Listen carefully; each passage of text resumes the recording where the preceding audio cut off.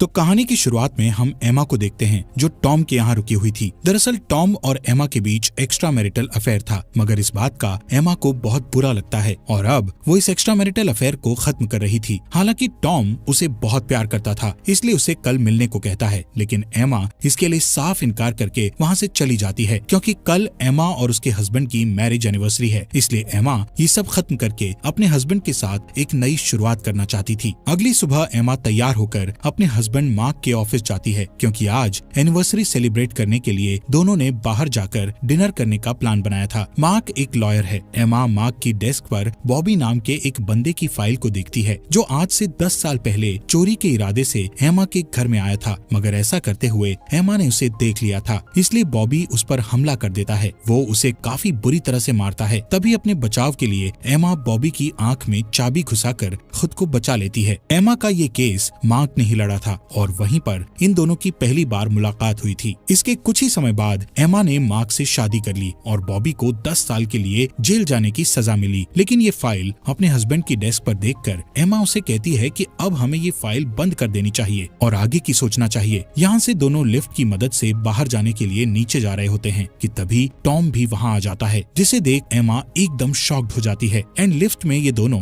ऐसे बिहेव करते हैं कि जैसे कभी एक दूसरे को नहीं देखा हो। यहाँ हमें पता चलता है कि टॉम मार्क का जूनियर है। जी हाँ, अब तक एमा का चक्कर उसी के हस्बैंड के जूनियर के साथ चल रहा था। एमा को लगता है कि टॉम आज मार्क को सब कुछ बता देगा, लेकिन उसको तो मार्क से कुछ बात करनी थी, इसलिए वो लिफ्ट में आया था। दोनों हस्बैंड वाइफ एक अच्छे से रेस्टोरेंट में जाकर डिनर करने लगते हैं। डिनर के बाद मार्क एमा को एक सुंदर सा डायमंड नेकलेस गिफ्ट करता है जो एमा के गले में काफी खूबसूरत लग रहा था। एनिवर्सरी को खास बनाने के लिए मार्क अपनी वाइफ की आंखों पर ब्लाइंड फोल्ड बांधकर अपने लेक हाउस पर ले आता है। एमा घर में एंटर करते ही पूरे घर को सजा हुआ देखती है, बिल्कुल वैसा ही जैसा हर लड़की का सपना होता है। घर में और अंदर जाकर एमा एक कमरे में अपने और मार्क की यादों से भरे वो फोटोज देखती है जिसमें दोनों के साथ में बिताए हसीन लम्हे कैद थे। इसके बाद मार्क थोड़ा इमोशनल होकर एमा को अपने दिल का हाल बताता है। वो बताता है कि मैं बिल्कुल भी अच्छा पति नहीं बन सका जैसा तुम हमेशा चाहती थी, ना ही कभी तुम्हें प्यार किया, लेकिन अब से मैं बदलना चाहता हूँ, तुम्हारे साथ कुछ हसीन पल बिताना चाहता हूँ। मार्क की बातें सुन एमा भी इमोशनल हो जाती है और कुछ समय बाद दोनों रोमांटिक हो जाते हैं। नेक्स्ट मॉर्निंग जब एमा नींद से उठती है तो वो मार्क को बेड के कोने पर बैठा हुआ पाती है। जैसे ही वो अपना हाथ मूव करने की कोशिश करती है, वो देखती है कि उसका हाथ हैंडकफ से मार्क के हाथ के साथ बंधा हुआ है। एमा उसे पूछती है कि ये सब क्या है। मार्क उसे कहता है कि अब असलियत का सामना करो। एमा कुछ समझ पाती इससे पहले ही मार्क अपनी पिस्टल लेकर खुद को शूट कर लेता है। एमा पूरी तरह से मार्क के खून में सन जाती है। वो इससे दूर भागने की कोशिश करती है, मगर उसका हाथ हैंडकफ से बंधे होने के कारण एमा ऐसा नहीं कर पाती। एमा काफी डर चुकी थी, इसलिए वो खुद को हथकड़ी से छुड़वाने की काफी कोशिश करती है, लेकिन वो ऐसा नहीं कर पाती है। थक हार कर एमा गन को उठाकर उससे जंजीर को शूट करने की कोशिश करती है, मगर काफी कोशिशों के बाद भी वो नाकामयाब रहती है क्योंकि उसमें सिर्फ एक ही गोली थी जिससे मार्क ने खुद को शूट कर लिया था। इससे पता चलता है कि मार्क को सब पता चल चुका था, इसलिए वो एमा को सबक सिखाने के लिए शहर से इतना दूर लेकर आया था। एमा हार नहीं मानती और पास में रखे लैंडलाइन से पुलिस को कॉल करने की कोशिश करती है, मगर ये भी डेड था मार्क की तरह। इसका मतलब ये है कि मार्क पहले से ही ये सारी प्लानिंग कर चुका था। वो अपने इस मास्टर प्लान पर कई दिनों से काम कर रहा था। एमा के पास अब कोई और रास्ता नहीं बचा था। इसी वजह से वो मार्क की बॉडी को लेकर इधर से उधर खींचते हुए सामान चेक करने लगती है, जिसकी मदद से वो खुद को आजाद कर ले। एमा बगल के रूम में जाकर देखती है जहाँ उसका वेडिंग गाउन रखा हुआ था। वो गाउन को नीचे उतार के देखती है जिसके पीछे एक सेफ बना हुआ था। एमा उसी गाउन के सहारे मार्क की बॉडी को नीचे लेकर आती है। एमा दरवाजे के पास आती है और देखती है कि यहाँ दूर दूर तक कोई नहीं है जो उसकी मदद कर सके। बाहर बहुत ठंड थी, इसलिए एमा मार्क के कपड़ों को पहन लेती है और अब वो वापस घर के अंदर आकर सबसे पहले वो अपने फोन को ढूंढती है, मगर मार्क ने पिछली रात को ही उसके फोन को पानी में डाल के खराब कर दिया था। बेबस एमा घर में चारों तरफ किसी तरह का ऑब्जेक्ट देखने लगती है जिससे वो किसी तरह से इन हैंडकफ से आजाद हो सके, मगर वो इसमें भी नाकामयाब रहती है। इसलिए वो मार्क की बॉडी को खींचकर घर से बाहर ले आती है और कार में आकर बैठ जाती है। जब एमा मार्क की कार को स्टार्ट करने की कोशिश करती है, तभी अचानक कार का रेडियो चालू हो जाता है जहाँ मार्क उसे ताने दे रहा होता है कि मैंने तुम्हारे लिए क्या नहीं किया, तुम्हें नेम फेम पैसा सब तो दिया, लेकिन तुमने फिर भी मुझे धोखा दिया। मैंने तुम्हारे लिए जो भी भी किया उसके लिए तुम्हें मेरा शुक्रगुजार होना चाहिए था, मगर तुमने मुझे धोखा दिया। मार्क एमा को इस धोखे के लिए तड़पते हुए देखना चाहता था, मगर अफसोस इसके लिए वो यहाँ नहीं है। एमा बार बार गाड़ी को चालू करने की कोशिश करती है, लेकिन गाड़ी किसी भी हालत में चालू नहीं होती। बाहर निकलकर एमा देखती है कि मार्क ने गाड़ी का पूरा फ्यूल टैंक पहले से ही खाली कर दिया था। एमा के पास और कोई रास्ता नहीं था, इसलिए वो वापस घर में आ जाती है। अंदर आकर वो सबसे पहले बाथरूम जाकर अपने खून के दाग को साफ करने लगती है। इसी दौरान एमा अपने गले से मार्क के द्वारा गिफ्ट किया हुआ नेकलेस निकालने की बहुत कोशिश करती है, मगर वो नेकलेस किसी भी हालत में निकलने का नाम नहीं लेता। थक हार कर एमा मार्क की बॉडी के साथ औजार की खोज में बेसमेंट की तरफ आती है, मगर उसे वहाँ किसी भी प्रकार का कोई औजार नहीं मिलता जो उसकी मदद कर सके। खैर, ये तो सोचने वाली बात है कि जिस व्यक्ति ने इतनी प्लानिंग की हो वो बेसमेंट में औजार कहाँ से छोड़ेगा। एमा मार्क की बॉडी को खींचते हुए एक कमरे में पहुँचती है जहाँ बॉबी की 10 साल पुरानी एक फोटो लगी हुई थी, यानी कि मार्क के प्लान के अनुसार एमा के साथ अभी भी कुछ भयानक होने को बचा है। जब एमा फोटो देख रही थी तभी उसे दरवाजे पर फुटस्टेप की आवाज सुनाई देती है। डर की वजह से एमा भाग कर जाती है और सबसे पहले दरवाजे को बंद करती है। तभी टॉम की आवाज सुनकर गेट को खोलते हुए उसे अंदर बुलाती है। टॉम उससे पूछता है कि बताओ तुमने मुझे मैसेज करके यहाँ क्यों बुलाया है, जिसका जवाब देते हुए एमा कहती है कि मैंने तो कोई मैसेज नहीं किया, दरअसल ये मार्क ने किया था। ये सब उसके प्लान का हिस्सा था जिससे वो एक तीर से 2 निशाने कर सके। एमा टॉम से पुलिस को कॉल करने को कहती है, जिसके जवाब में टॉम कहता है कि तुम पागल हो, अगर तुमने ऐसा किया तो सबसे पहले तुम ही फंसोगी और कभी भी अपने आप को बेगुनाह साबित नहीं कर पाओगी। उसने सारे सबूत तुम्हारे अगेंस्ट ही बनाए हैं और हो सकता है कि तुम्हें हमेशा हमेशा के लिए जेल में सड़ना पड़े, इसलिए किसी भी हालत में पुलिस को कॉल करने की कोशिश मत करना। टॉम एमा को बताता है कि मार्क ने हमेशा से बहुत सारे उल्टे काम किए हैं, सबूतों के साथ छेड़छाड़ की है, जिस कारण से उसके ऑफिस पर कभी भी रेड पड़ सकती है, इसलिए जेल में सड़ने की बजाय मार्क ने सुसाइड करना ही बेहतर समझा। यहाँ पर ये दोनों आपस में बात कर ही रहे होते हैं कि वो एक गाड़ी को अपनी तरफ आते हुए देखते हैं, जिसे देखकर टॉम बताता है कि उसने ये गाड़ी पहले भी आते हुए देखी है। टॉम एमा को घर के अंदर रहने को कहते हुए बाहर चला जाता है। दरअसल गाड़ी में आया व्यक्ति अपने आप को एक प्लम्बर बताता है। ये बात सुन के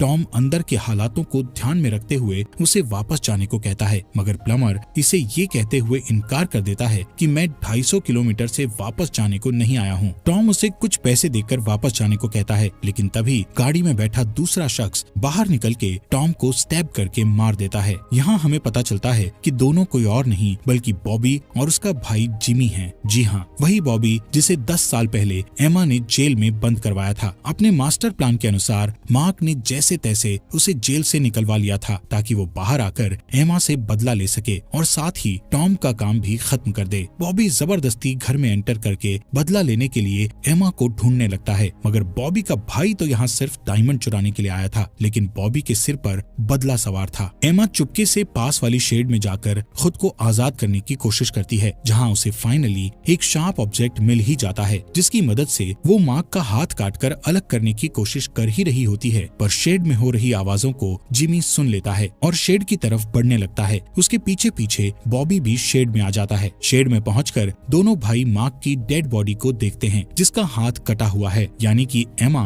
मार्क का हाथ काटकर बच निकली थी। एमा शेड में ही छुपी होती है और दोनों भाइयों की बात सुन रही थी। जिमी अपने भाई से कहता है कि जिसने हमें हायर किया था वो तो मर चुका है, इसलिए चाहे हम उसका काम करें या ना करें क्या फर्क पड़ता है, चलो हम डायमंड्स लेके यहाँ से निकल जाते हैं। मगर बॉबी के प्लान्स कुछ अलग ही थे। वो बदला लेने के लिए अपना पूरा मूड बना कर आया हुआ था। दोनों भाई वापस वॉल्ट को देखते हैं, लेकिन यहाँ इन दोनों के हाथ निराशा ही लगती है, क्योंकि ये वॉल्ट बिना फिंगरप्रिंट या पासवर्ड के नहीं खोला जा सकता था। इसलिए बॉबी जिमी से मार्क की बॉडी को लाने को कहता है और खुद एमा को ढूंढने निकल जाता है। वहीं दूसरी तरफ शेड में छुपी एमा को फ्यूल टैंक मिल ही जाता है। एमा फ्यूल टैंक को लेकर कार पार्किंग में जाती है। वो फ्यूलिंग शुरू ही करती है कि तभी वहाँ बॉबी आ जाता है। टैंक को देखकर बॉबी समझ जाता है कि एमा भागने की कोशिश कर रही है, इसलिए गुस्से में आकर वो गाड़ी के चारों टायर्स को पंचर कर देता है। दूसरी तरफ एमा बॉबी से खुद को बचाते हुए बेसमेंट में चली जाती है, लेकिन उसे बेसमेंट में जाते हुए बॉबी देख लेता है।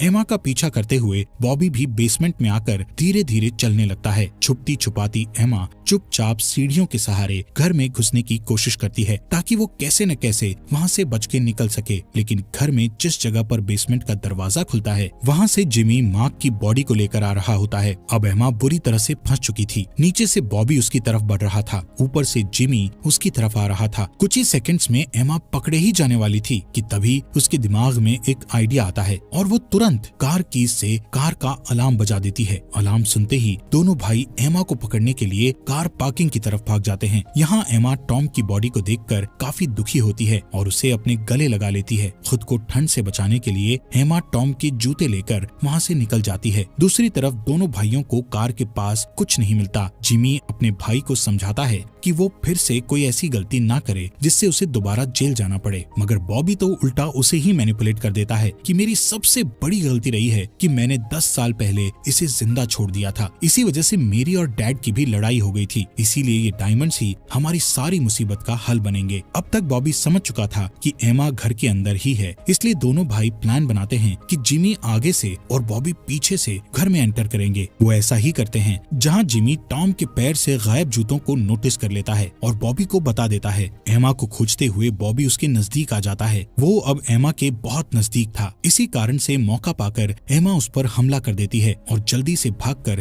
कार की मदद से भाग निकलने की कोशिश करती है। लेकिन तब तक बॉबी वहाँ आ जाता है और कार का शीशा तोड़ के एमा को बाहर खींचकर बहुत ज्यादा मारने लगता है। वहीं पर जिमी उसे मना करने लग जाता है, जिसे बॉबी बिल्कुल भी नहीं सुनता। चोट लगने की वजह से एमा तुरंत वहीं बेहोश हो जाती है और जब उसकी आंख खुलती है तो वो खुद को लॉकर के सामने चेन से बंधा हुआ पाती है। बॉबी धमकाते हुए उसे लॉकर का पिन पूछता है, मगर उससे भी लॉकर का पिन नहीं खुलता। बॉबी अपना दिमाग लगाता है और सोचता है कि लॉकर का पिन जरूर वही होगा जब एमा और मार्क पहली बार मिले थे। एमा उसे वो डेट बता देती है, जिसे सुन बॉबी एक बार फिर कोशिश करता है, मगर इससे भी उसका काम नहीं बनता। इस बात से वो बॉबी बुरी तरह से गुस्सा हो जाता है और चाकू लेकर एमा को मारने की कोशिश करता है। जिमी उसे ऐसा करने से रोकता है, लेकिन बॉबी पर तो आज खून सवार था, इसलिए जिमी को धक्का देकर साइड में फेंक देता है। तभी जिमी को गन मिल जाती है, जिसे लेकर वो बॉबी को रुकने को कहता है, क्योंकि वो नहीं चाहता था कि उसका भाई किसी का भी कत्ल करे और वो असलियत का कातिल बन जाए। गन दिखाते हुए जिमी एमा को चेन से फ्री कर रहा होता है। बॉबी को ये सब देखकर गुस्सा तो बहुत आ रहा था, मगर वो कुछ कर भी नहीं सकता था क्योंकि गन उसके भाई के पास थी। बॉबी मार्क की बॉडी का थंबप्रिंट लगाकर फाइनली वो वॉल्ट खोल ही लेता है, जिसके अंदर कोई हीरे नहीं थे, बल्कि एक लेटर था जिस पर लिखा हुआ था कि हीरे दिल के पास हैं। बॉबी समझ जाता है कि मार्क उसी नेकलेस की बात कर रहा था जो नेकलेस एमा ने अपने गले में पहना हुआ था। जिमी तरह तरह के औजार लाकर उस नेकलेस को एमा के गले से निकालने की कोशिश करता है, मगर वो उसमें बुरी तरह से असफल होता है। एमा उसे बताती है कि मैंने तुमसे पहले ही इसे निकालने की काफी कोशिश की थी, मगर ये नेकलेस है कि निकलने का नाम ही नहीं लेता। गुस्से से भरा बॉबी तुरंत उसका गला काटने को रेडी हो जाता है, लेकिन जिमी उसे रोकने की पूरी कोशिश करता है। इसी हाथापाई के बीच दोनों भाइयों में से छोटे भाई यानी जेमी को चोट लग जाती है और वो तुरंत वहीं मारा जाता है। अपने भाई को मरा हुआ देख बॉबी गुस्से से पागल हो जाता है और इसके लिए वो एमा को कसूरवार ठहराता है और अब वो एमा को बुरी तरह से मारने लगता है। वो गन लेकर एमा को शूट कर देता है, मगर एज एक्सपेक्टेड गन में गोली ना होने की वजह से एमा को कुछ नहीं होता, इसलिए अब बॉबी उसे अपने हाथों से ही मारने लगता है। मगर तभी एमा के हाथ एक औजार लग जाता है, जिसे मारकर वो बॉबी को वहीं घायल करके थोड़ी देर के लिए बेहोश कर देती है। एमा बड़ी समझदारी से बॉबी का हाथ मार्क की बॉडी से बांध देती है और वहाँ से निकलने की कोशिश करती है। तभी अचानक बॉबी को होश आ जाता है और वो मार्क की लाश को खींचते हुए एमा की तरफ बढ़ने लगता है। दूसरी तरफ एमा जल्दी से भागकर कार पार्किंग में पहुंचकर कार चालू करके वहाँ से निकलने की कोशिश करती है, लेकिन जैसे ही वो बाहर निकलती है बॉबी उसके सामने आ जाता है। खुद को बचाने के लिए